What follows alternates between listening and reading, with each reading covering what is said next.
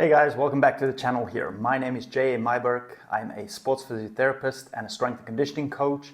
I'm also the head coach here at Explore the Movement. And it's long been believed that tempo is a great influencer in muscle hypertrophy. Today we're going to see what the literature actually says about that. I remember when I started off teaching and coaching athletes that there was a very big shift towards tempo during movement. Now let me explain what tempo during a repetition actually is. It's a dedicated time that you either perform the eccentric, so the negative phase, and the concentric. So you'll typically look at something like a 2-0-2-0, where it takes 2 seconds for you to do the negative, 0 seconds in the pause position at the bottom, and then 2 seconds in the positive or the concentric position, and then 0 seconds at the top. So this gives you a total time, if you're going to do 10 repetitions, a total time under tension of about 40 seconds. And it's long believed that it falls into this functional hypertrophy range. Ever since this was popularized by Ian King and Coach Charles Poliquin back in the day, athletes have been extensively using this. But what does this actually mean in muscle hypertrophy, and what does the literature actually say about tempo for hypertrophy during repetition? So the first meta-analysis that we're going to look at is a meta-analysis run by Dr. or Professor Brad Schoenfeld. And what he did was he categorized 3 groups into slow, medium, and fast. The fast group was half a second for a repetition and ranges all the way to the slow group, which was 8 seconds per repetition. And what they found was actually that there was no significant difference between any of the groups.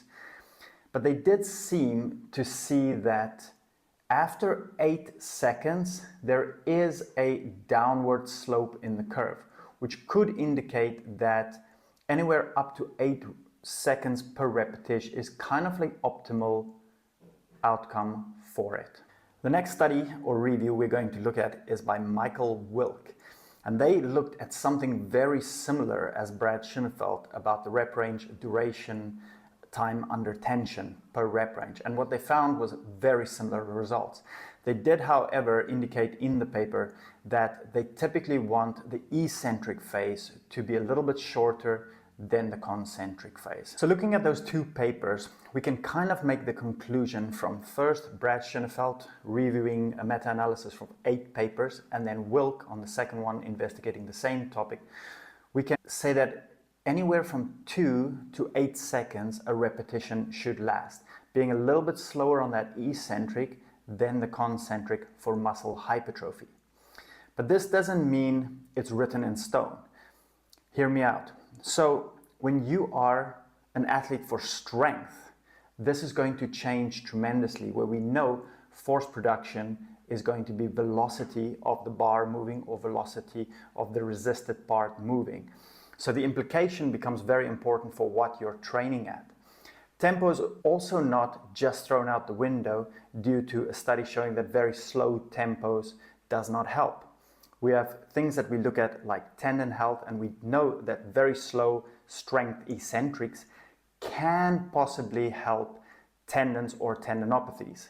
Secondly, if we have beginner lifters, it's much more profitable and smarter, and sometimes, dare I say the word safer, to lift with a slower controlled tempo, helping the athlete actually understand the motor control of the movement rather than making them move fast from the beginning, where the risk might go up for injury even more. So there we have it. So if you're going to train muscle hypertrophy, you can range anywhere from 2 to 8 seconds per repetition, as long as you go to momentarily, very close proximity to failure, and taking volume into consideration for it. Guys, if you liked this video and you enjoyed the content, please leave a like, a comment. I would like it if you subscribe. It takes time to review these papers, and I'd highly appreciate it if you'd like the channel to grow. See you next time.